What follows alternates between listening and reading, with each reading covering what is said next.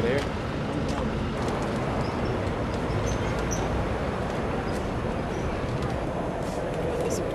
That's 160. What actually is it? It's a combination of painting and collage. My name is Eric Doeringer, and I'm here in Chelsea selling these paintings, which I call bootlegs. They're kind of knockoffs of work by contemporary artists that might be showing in the other galleries around here. But of course I sell them for considerably less money than the indoor galleries do, and that's a little niche I've created for myself here. I basically choose not necessarily artists that I like, but artists that I think are going to sell well. I mean, it's really about the marketplace and sort of tracking who are the hot artists and kind of the stars. As an artist, So like we have some Jeff Koons pieces here. These are mirrors that I get cut out of acrylic.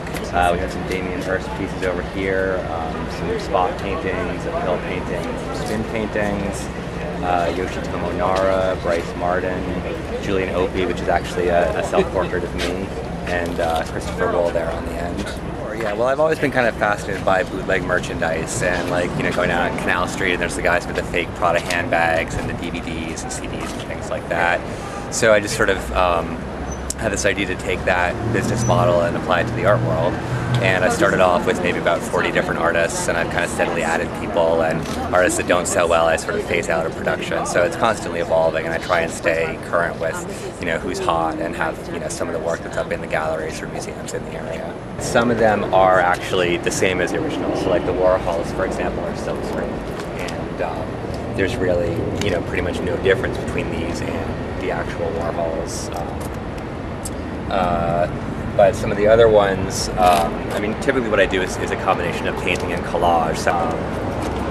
So these are copies of a piece by Elizabeth Peyton, and what I'll do for these is paint the background so you can see, like in this area under the armpit, like the painting is a little bit different. Then I collage on a print of the image, in this case this little boy, and that's just like a digital print that's cut out, and then I cover it with clear acrylic, and that sort of gives it the appearance of being hand-painted. It gives it some sort of brushstroke texture. Like these Ross Bleckners, they're all hand-painted. And some of them are digital prints, like this on Quora. This is actually my birthday, and I don't know if one actually exists with this date in this format, but I basically, you know, looked at a bunch of his pieces and tried to copy the typeface as close as I could, and then I get these printed on canvas for me, and then I just stretch them. Recently, let's see, Richard Prince has been selling very well. The Andy Warhols have been big sellers lately on Quora. And so you're kind of like a barometer of who's popular right now. I think so. I mean, I never know exactly whether it's because the artist is popular or because I've done a particularly good or bad job of reproducing it. How did you choose this particular corner? Is this the street to be on, 24th Street? Well, I think 24th Street is probably the street in Chelsea. I mean, it's got, you know, a lot of the largest galleries on it.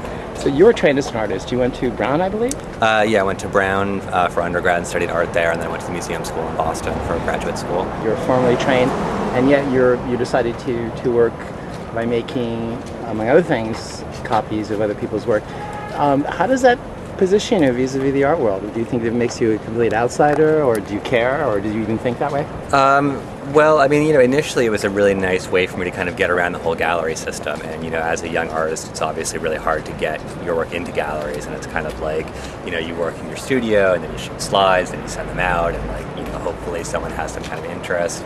With this, you know, it's really liberating for me because I could make the work and then just the next weekend go out on the street and kind of present it. So that was sort of nice. I mean, as far as operating inside or outside of the art world, it's sort of a weird position that I'm in because, you know, in some ways it's very much an insider's project, and, you know, like, you have to be well versed in contemporary art to kind of get it and understand what's going on, but yet it does sort of function outside of the typical gallery system. I think you've been accused probably of various things in doing this kind of work, including maybe exploitation, or even worse, being a parasite. Well, you know, I think I am somewhat of a parasite, so I couldn't argue with that too much. I mean, I do sort of, you know, feed off of other artists, I guess. But, you know, I mean, I have had some artists, you know, ask me to stop, and if they do, that's fine. You know, I don't really want to step on anyone's toes. So I would say it's been really only, I think, maybe 4 artists that have asked me to stop. John Curran, Takashi Murakami, Laila Ali, Sean Landers. Do you feel any ethical or moral qualms about this at all? No, I don't. I mean, I think, first of all, I think that the copyright laws that we currently have are really far too restrictive. So, no, I don't have any kind of ethical or moral qualms.